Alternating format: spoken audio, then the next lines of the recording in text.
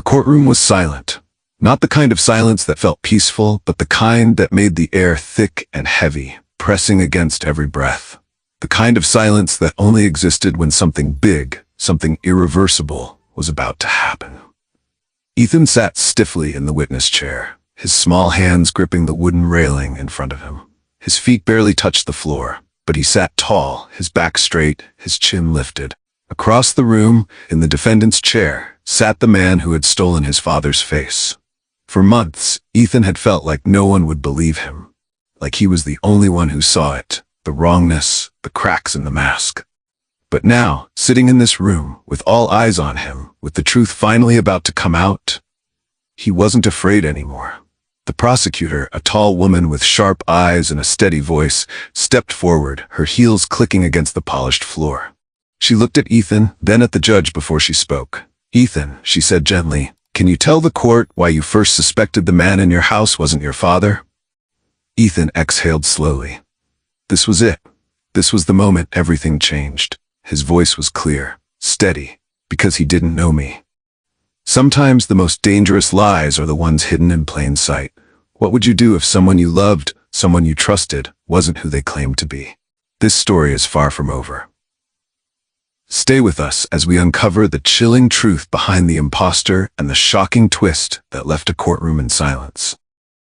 Subscribe now and hit the notification bell so you don't miss what happens next. Trust me, you won't believe how this story ends.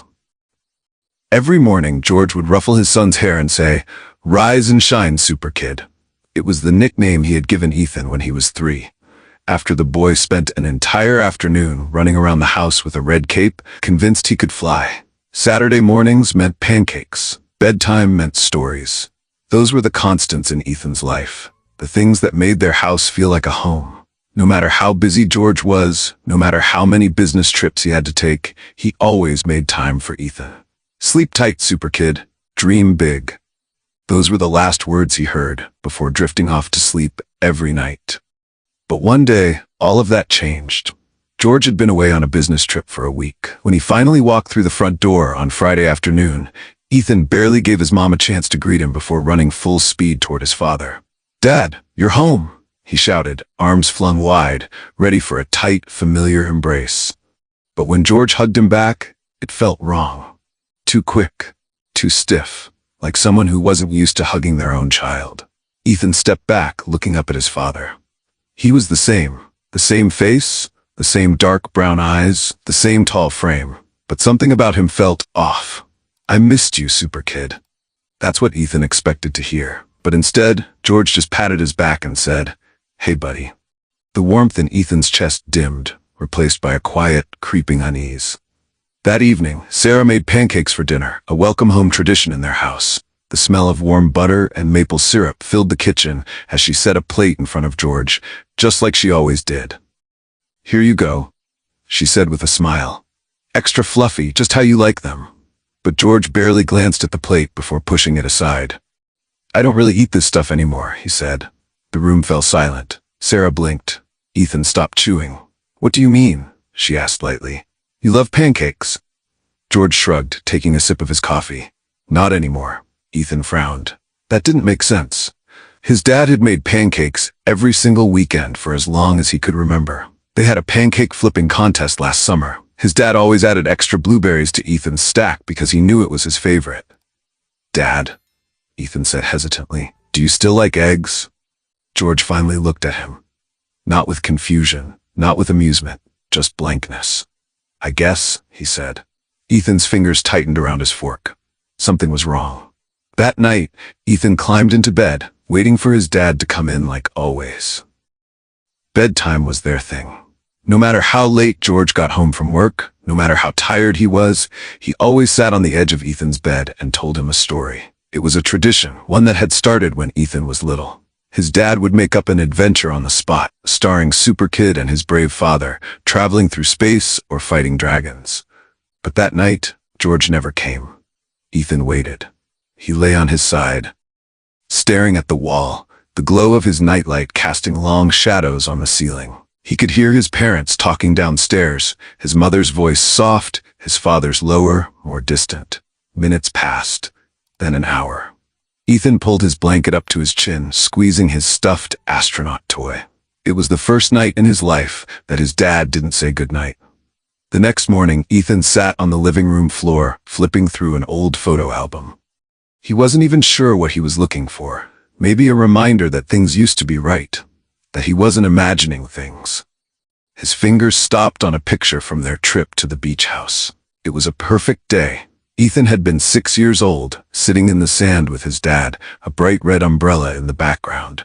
George walked into the room just as Ethan was staring at it.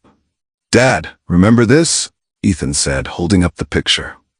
George took it, studying it for a long moment. Then he nodded, too quickly. "Of course I do." Ethan tilted his head. "Do you remember what happened right before this picture?" There was a pause, just a second too long. Then George chuckled. "Yeah, you built a sandcastle, right?" Ethan's stomach dropped. "No," he whispered. "I dropped my ice cream, and you said the seagulls would probably throw a party because of it." George blinked. His face went blank. Then after a beat, he forced a small laugh and ruffled Ethan's hair. Right, I remember now." Ethan's chest tightened. He was lying. It wasn't just the pancakes. It wasn't just bedtime stories or forgotten memories. It was everything. The way he called Sarah Sarah Ann, in a way that sounded unnatural. The way he moved, stiffer, more careful, as if he was imitating someone. The way he would pause before answering, like he was trying to remember the right thing to say. And worst of all, the way he never called him Super Kid anymore. Ethan wanted to believe he was wrong, that his dad was just tired, that he was imagining things. But deep down, he knew the truth. The man sitting at the breakfast table. The man living in their house, the man sleeping in the same room as his mother, was not his father. And the scariest part, his mom didn't seem to notice. Sarah had always prided herself on noticing things. She noticed when Ethan was coming down with a cold, even before he sneezed. She noticed when summer's warmth gave way to the crisp bite of fall, long before the leaves turned. And she noticed when George was stressed, just by the way he ran his fingers through his hair. But this time, she hadn't noticed fast enough. Or maybe she hadn't let herself. For days, a nagging unease had settled in the pit of her stomach, whispering that something was wrong. That the man drinking coffee at her kitchen table, the man sleeping beside her at night, the man who had kissed her forehead just hours ago, wasn't her husband. The thought was absurd, impossible. And yet, it was a quiet evening. Ethan had gone to bed, and Sarah sat curled up on the couch, flipping through a magazine. Across the room, George scrolled through his phone, the glow of the screen reflecting off his face. It should have been a moment of comfort, something familiar. But then he spoke. "Sarah Ann, have you seen my watch?" Sarah froze. The name hit her like ice water down her spine. Sarah Ann. He had always called her that, with warmth, teasing her about something. "Oh, come on, Sarah Ann. You can't seriously be cold. It's only 75 degrees. Or Sarah Ann, if you leave the coffee pot empty again, I'm filing for divorce." But tonight, it was different. It wasn't playful. It wasn't affectionate. It was flat, empty, like a name on a stranger's lips. Her fingers tightened around the magazine. "It's on the dresser," she said, forcing her voice to stay even. He didn't look up. "Thanks." Sarah swallowed hard. Something was wrong.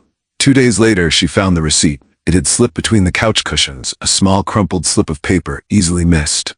But when she unfolded it, her breath caught. A luxury jewelry store. A gold necklace. A diamond bracelet. Nearly $4,000. Sarah's stomach clenched. George never bought jewelry. Not for her. Not for anyone. The last time he had given her something expensive just because was before Ethan was born, and that had been 12 years ago. Her fingers tightened around the receipt. She scanned the date. 2 days before he came home. Her mind scrambled for explanations, but none of them made sense. Had he bought them for her? No. She would have already seen them. For someone else? The thought made her chest tighten. Or a chilling possibility crept into her mind. What if he wasn't George at all?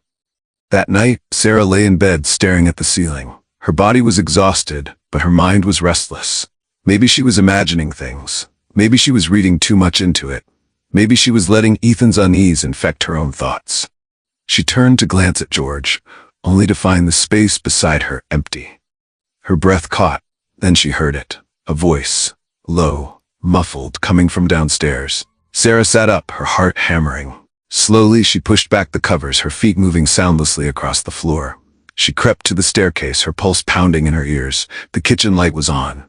George's back was to her, phone pressed to his ear. She held her breath, listened.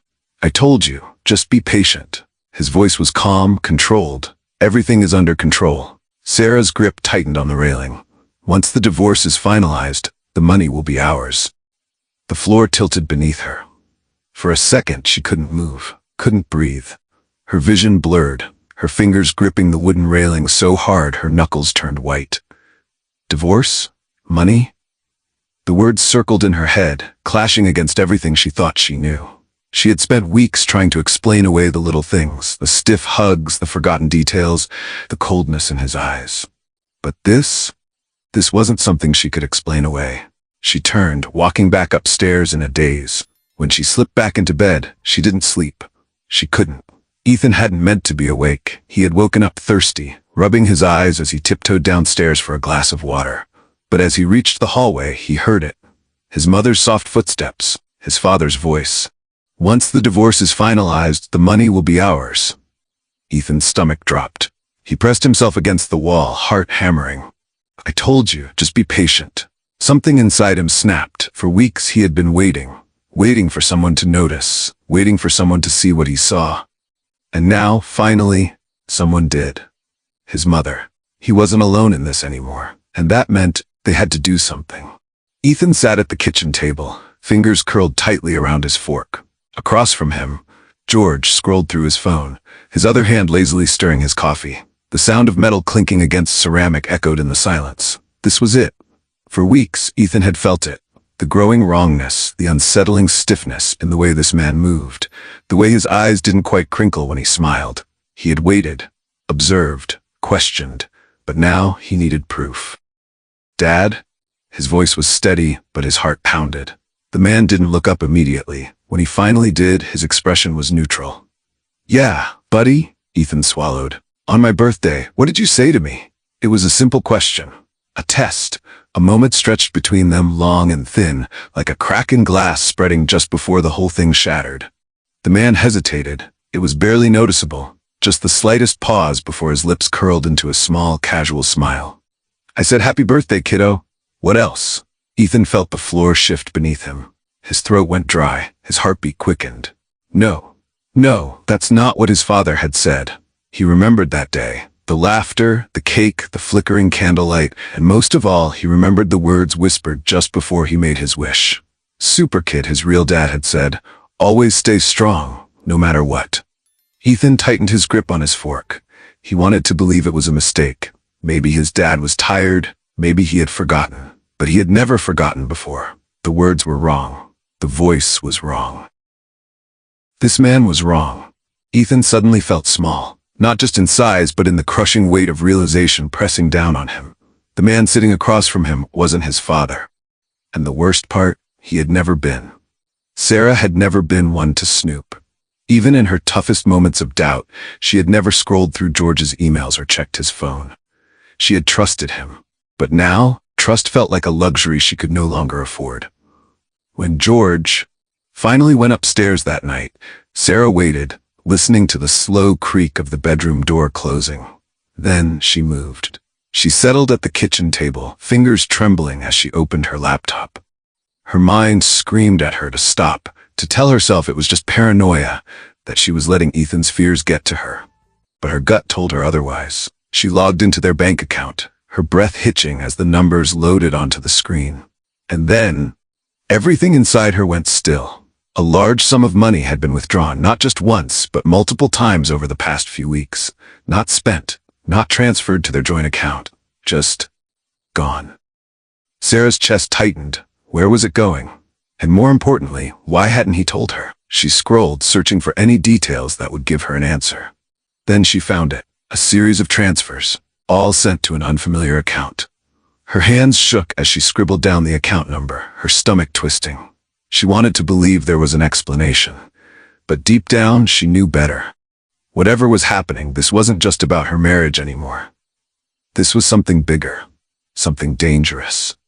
The next morning, Ethan grabbed his jacket from the coat rack, reaching into the pocket for his gloves, but his fingers brushed against something cold, something metal. Frowning, he pulled it out. A key. It was silver, small, unmarked. His heart skipped a beat. It wasn't one of theirs, not a house key, not for the car. Ethan turned it over in his palm, a strange unease creeping up his spine. He glanced toward the hallway, where his father's coat still hung. Or rather, the man pretending to be his father. His fingers clenched around the key. He didn't know what it opened, but something inside him told him it was important, that it was meant to stay hidden. And that meant he had to find out why. That Sunday afternoon felt almost normal. For the first time in weeks, the house wasn't thick with suspicion. The air wasn't charged with unspoken questions. Sarah told herself she needed this, one moment of normalcy in the middle of the storm. Ethan sat at the kitchen table flipping through a comic book, but his fingers barely moved. His mind was elsewhere. He wasn't reading. He was watching, waiting, searching for something. A crack, a slip, a mistake. Sarah stood by the sink, rinsing dishes, half listening to the sound of running water as she turned thoughts over in her mind. The pieces were there. She just hadn't fit them together yet. And then it happened. "We should take another trip to the beach house," George said casually, stirring sugar into his coffee. "Last time was perfect, especially with that red umbrella you guys set up near the water. It looked incredible against the blue ocean." The plate in Sarah's hands slipped. A sharp crash echoed through the kitchen. The sound made Ethan's head snap up, his comic book forgotten. His stomach twisted, his pulse suddenly racing. The silence that followed was thick. Sarah turned slowly. Her breath caught, her fingers trembling as cold water dripped from them onto the tile floor. "What did you just say?" Her voice was quiet, controlled, but something inside her had cracked wide open. Victor. Because now she knew that's who he was. Paused, stirring his coffee a little too slowly. "What?" he asked, his tone easy, as if he hadn't noticed the way Sarah had turned pale. But Ethan noticed. "The red umbrella," Sarah repeated, her voice barely above a whisper. "How do you know about that?" Sarah's heart pounded. There was only one problem. He hadn't been there. That trip, the warm sand, the salty breeze, the bright red umbrella fluttering in the wind, was a memory shared only between her and Ethan. Because George had been on a business trip, he never saw the umbrella. He never even knew it existed. Sarah gripped the edge of the counter, her knuckles turning white. "How do you know?" she repeated, her voice breaking slightly. The kitchen was too quiet. Victor hesitated, just for a second, just long enough. Ethan felt his chest tighten. He had been waiting for this, waiting for proof. Now he had it. The moment stretched. Then Victor laughed. "You probably told me," he said, shaking his head, his voice light, too light. "You guys always talk about the beach house." Sarah didn't blink. No. They had never told him. Not once. The realization settled over her like ice water. Ethan didn't move, but he felt it too, the cold weight of truth crashing down. His mother knew, and Victor knew they knew. Ethan had spent weeks feeling it. The wrongness, the distance, the strange stiffness in the way this man moved. Now, for the first time, he saw it. The way Victor's fingers curled around the edge of the counter, too tight, the way his jaw tensed just for a second. And then came the shift. For weeks, he had played his part perfectly. Calm, collected, wearing George's face like a mask. But now there was a crack, and they all saw it. Sarah took a slow, measured step back. "You weren't there," she whispered. Silence. Her breath came in short, sharp bursts. "You weren't there." Ethan felt something cold settle in his bones. This wasn't just a mistake. This wasn't just a slip-up. This was proof. For the first time, Victor had lost control. And now they weren't safe. Sarah's breath hitched as she took another step back, her mind racing. Across the kitchen, Victor smiled. Not kindly, not warmly, but like someone who had just realized he had nothing left to lose. Sarah's hands trembled as she clutched the phone. Every nerve in her body screamed for her to run, to grab Ethan and leave. But she forced herself to stay still, to think. They had proof now. She dialed 911 with shaking fingers, forcing herself to speak clearly. "This is an emergency. My husband, no, the man living in my house, is an impostor. My real husband is missing. I think he's been kidnapped." The words felt surreal coming out of her mouth, but she knew the truth now. The dispatcher's voice remained calm, professional. Ma'am, stay on the line. Are you in immediate danger? Sarah glanced toward the kitchen, where Victor, because now she knew that was his name, stood eerily still, his expression unreadable, his grip on the coffee mug tightening. Not yet, she whispered, but I don't know how much longer that will last. An hour later, she sat in a law office, Ethan beside her, his small hands clenched into fists. Across from them, Detective Linda Harper and Attorney Michael Reese laid out the unimaginable truth. His name is Victor Daniels, Harper said, sliding a file across the table. Inside were two identical faces. Ethan sucked in a breath. His dad, and the man who had been living with them. He's George's twin brother, an ex-con. Fraud, embezzlement, identity theft. Harper's lips pressed into a thin line. We believe he's been planning this for years. Sarah felt the world tilt beneath her. Twin. George had never spoken of a brother. Why? Her voice barely came out. Why would he do this? The lawyer sighed, flipping through documents. Victor's life was the opposite of George's.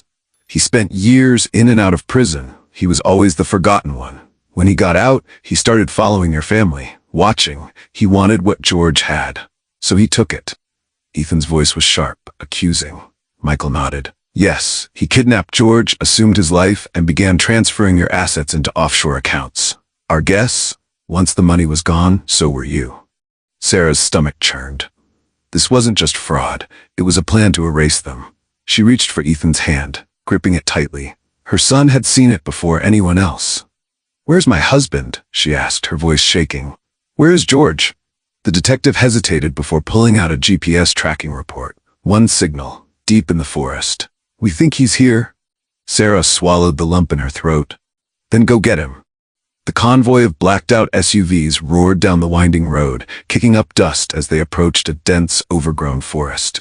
Sarah gripped the seatbelt across her chest, her heart hammering. Ethan sat beside her, silent but tense, his eyes locked on the road ahead. The location wasn't on any map, no phone service, just a lone, rotting cabin hidden deep within the trees.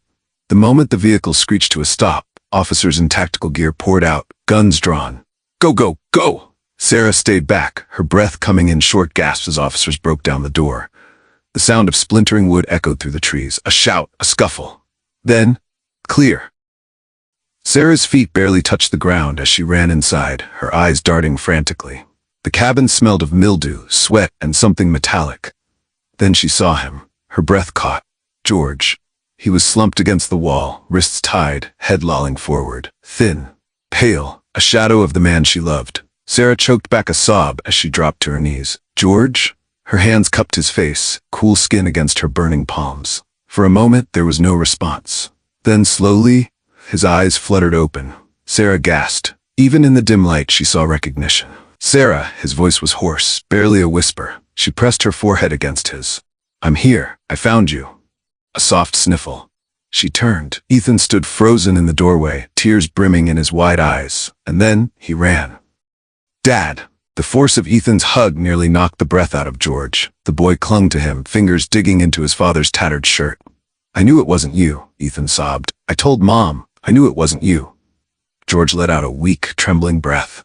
His arms wrapped around his son, thin, shaky, but strong enough. He pressed his lips to Ethan's hair. Super kid, he whispered. You saved me.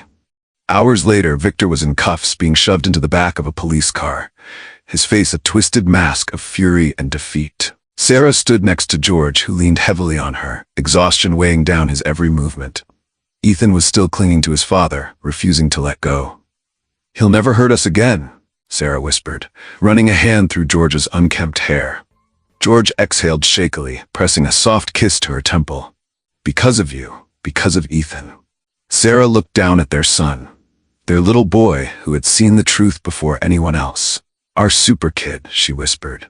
Ethan beamed. For the first time in weeks, they were safe, and for the first time in what felt like forever, they were whole.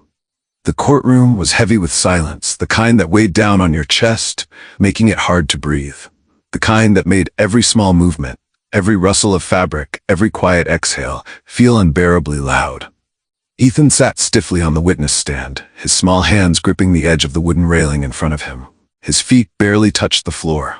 His heart pounded so hard he could feel it in his throat, but he refused to look away. Across the room, in the defendant's chair, sat Victor Daniels, the man who had stolen his father's face.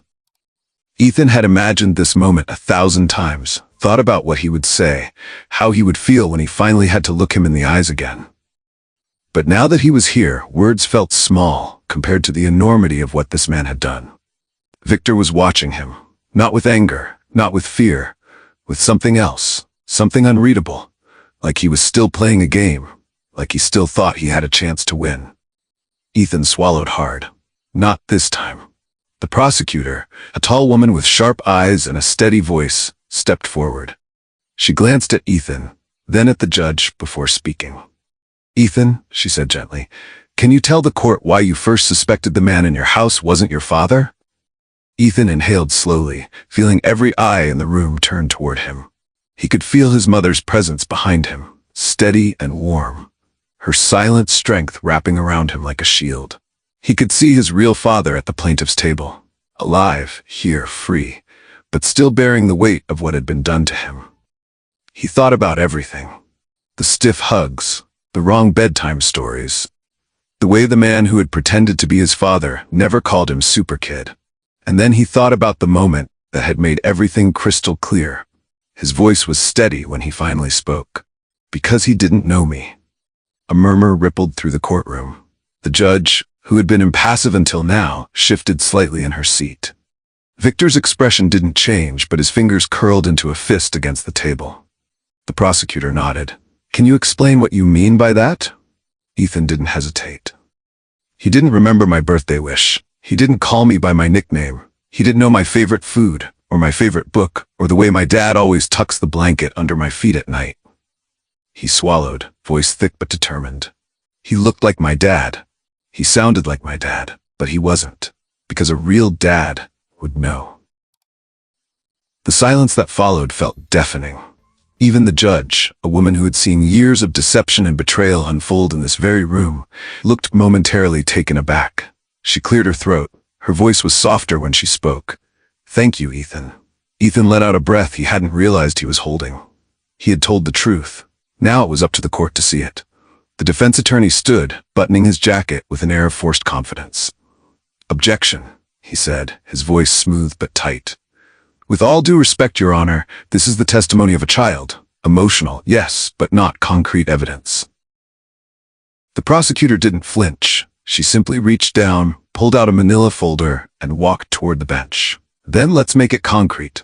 She handed the judge a sheet of paper. "This is the official DNA test confirming that the defendant, Victor Daniels, is not Ethan Jenkins' father." The judge scanned the paper, her lips pressed together. Then, she turned her gaze toward Victor. "Mr. Daniels," she said, her voice carrying through the silent room, "you are hereby found guilty of aggravated identity theft, fraud, and the kidnapping of George Jenkins." A hushed ripple of voices spread through the courtroom. Sarah closed her eyes for just a moment, her fingers tightening around George's. It was over. Victor sat motionless. Then slowly he smiled.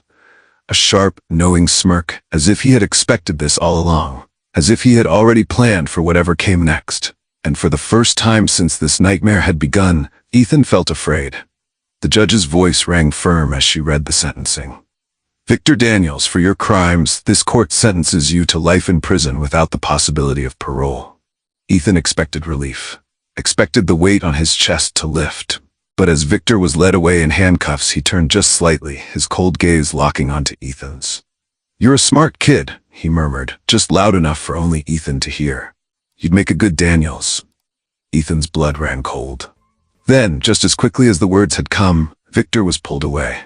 The doors closed behind him with a final, echoing boom. Sarah knelt beside Ethan, brushing a hand through his hair. His face was pale, but he was here, safe.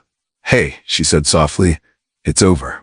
Ethan wasn't so sure, but when he turned, he saw his real father, standing strong despite everything, and for now, that was enough. George reached down, pulling Ethan into a hug. It wasn't stiff or forced or wrong. It was warm and real, and everything Ethan had missed. "You did good, Super Kid," George whispered, and for the first time in a long time, Ethan let himself believe it. The courtroom was heavy with silence, the kind that weighed down on your chest, making it hard to breathe. the kind that made every small movement, every rustle of fabric, every quiet exhale feel unbearably loud. Ethan sat stiffly on the witness stand, his small hands gripping the edge of the wooden railing in front of him. His feet barely touched the floor. His heart pounded so hard he could feel it in his throat, but he refused to look away. Across the room, in the defendant's chair, sat Victor Daniels, the man who had stolen his father's face. Ethan had imagined this moment 1,000 times, thought about what he would say, how he would feel when he finally had to look him in the eyes again. But now that he was here, words felt small compared to the enormity of what this man had done. Victor was watching him. Not with anger, not with fear, with something else, something unreadable, like he was still playing a game, like he still thought he had a chance to win. Ethan swallowed hard. Not this time. The prosecutor, a tall woman with sharp eyes and a steady voice, stepped forward. She glanced at Ethan, then at the judge before speaking. "Ethan," she said gently, "can you tell the court why you first suspected the man in your house wasn't your father?" Ethan inhaled slowly, feeling every eye in the room turn toward him. He could feel his mother's presence behind him, steady and warm, her silent strength wrapping around him like a shield. He could see his real father at the plaintiff's table, alive, here, free, but still bearing the weight of what had been done to him. He thought about everything, the stiff hugs, the wrong bedtime stories, the way the man who had pretended to be his father never called him super kid. And then he thought about the moment that had made everything crystal clear. His voice was steady when he finally spoke. "Because he didn't know me." A murmur rippled through the courtroom. The judge, who had been impassive until now, shifted slightly in her seat. Victor's expression didn't change, but his fingers curled into a fist against the table. The prosecutor nodded. "Can you explain what you mean by that?" Ethan didn't hesitate. "He didn't remember my birthday wish. He didn't call me by my nickname. He didn't know my favorite food or my favorite book, or the way my dad always tucks the blanket under my feet at night." He swallowed, voice thick but determined. "He looked like my dad. He sounded like my dad. But he wasn't. Because a real dad would know." The silence that followed felt deafening. Even the judge, a woman who had seen years of deception and betrayal unfold in this very room, looked momentarily taken aback. She cleared her throat. Her voice was softer when she spoke. "Thank you, Ethan." Ethan let out a breath he hadn't realized he was holding. He had told the truth. Now it was up to the court to see it. The defense attorney stood, buttoning his jacket with an air of forced confidence. "Objection," he said, his voice smooth but tight. "With all due respect, Your Honor, this is the testimony of a child. Emotional, yes, but not concrete evidence." The prosecutor didn't flinch. She simply reached down, pulled out a manila folder, and walked toward the bench. "Then let's make it concrete." She handed the judge a sheet of paper. "This is the official DNA test confirming that the defendant, Victor Daniels, is not Ethan Jenkins' father." The judge scanned the paper, her lips pressed together. Then she turned her gaze toward Victor. "Mr. Daniels," she said, her voice carrying through the silent room, "you are hereby found guilty of aggravated identity theft, fraud, and the kidnapping of George Jenkins." A hushed ripple of voices spread through the courtroom. Sarah closed her eyes for just a moment, her fingers tightening around George's. It was over. Victor sat motionless. Then, slowly he smiled, a sharp, knowing smirk, as if he had expected this all along. As if he had already planned for whatever came next. And for the first time since this nightmare had begun, Ethan felt afraid. The judge's voice rang firm as she read the sentencing. "Victor Daniels, for your crimes, this court sentences you to life in prison without the possibility of parole." Ethan expected relief, expected the weight on his chest to lift. But as Victor was led away in handcuffs, he turned just slightly, his cold gaze locking onto Ethan's. "You're a smart kid," he murmured, just loud enough for only Ethan to hear. "You'd make a good Daniels." Ethan's blood ran cold. Then, just as quickly as the words had come, Victor was pulled away. The doors closed behind him with a final, echoing boom. Sarah knelt beside Ethan, brushing a hand through his hair. His face was pale, but he was here. Safe. "Hey," she said softly, "it's over." Ethan wasn't so sure, but when he turned, he saw his real father, standing strong, despite everything. And for now, that was enough. George reached down, pulling Ethan into a hug. It wasn't stiff or forced or wrong. It was warm and real and everything Ethan had missed. "You did good, super kid," George whispered. And for the first time in a long time, Ethan let himself believe it. The house smelled of pancakes and warm syrup, the kind of comforting scent that felt like home. The kind that made the walls seem softer, the morning light seem gentler, and the air feel lighter, as if a heavy storm had finally passed. Ethan sat on the kitchen counter, swinging his legs idly, watching as his father worked at the stove. Not the impostor, not the stranger in his father's skin. This was his real dad. George stood in front of the griddle, spatula in hand, his hair still slightly damp from the shower, his posture more relaxed than it had been in weeks. He looked healthier, stronger, more like himself again. There were still signs of what had happened, a thinness in his face, a tiredness behind his eyes that hadn't been there before. But he was here. He was home. And that was all that mattered. Ethan leaned forward slightly, inhaling deeply, letting the familiar smell fill his lungs. It was real. This was real. "You're making them too thick," Ethan commented, tilting his head. George raised an eyebrow but didn't look away from the sizzling batter. "Oh yeah? And since when did you become a pancake expert?" "Since I had to eat his cooking," Ethan said, wrinkling his nose. George paused for just a second, just long enough for the moment to settle. Then, slowly, a smile spread across his face, one that reached his eyes, one that made everything feel right again. "I make better pancakes than him?" he asked, amusement in his voice. Ethan nodded confidently. "Way better." Without a word, George reached over, ruffling Ethan's hair, letting his hand rest there for just a moment longer than necessary. A reassurance. A silent promise. "Of course I do," he murmured, his voice warm. "I'm your dad, super kid." Ethan grinned, a warmth blooming in his chest that had been missing for far too long. He had spent weeks wondering, hoping, doubting, questioning whether he would ever hear those words again. Now, there was no more doubt. His dad was here, and for the first time in what felt like forever, Ethan finally felt safe. Sarah stood in the doorway watching them with quiet relief. She had woken up early, out of habit more than anything else, expecting the usual weight of anxiety to press down on her chest the moment she opened her eyes. But today, the house was filled with the soft hum of normalcy, the sizzle of batter on the griddle, the clink of plates being set on the table, the quiet laughter of a boy who had been through too much, and a father who had fought his way back home. She blinked, swallowing the lump in her throat as she stepped forward, wrapping her arms around George from behind, resting her cheek against his back. He stilled for a second before reaching up, lacing his fingers through hers. No words were needed. They had survived. They had won. And now it was time to start again. "Pancakes?" she finally murmured, peering over his shoulder.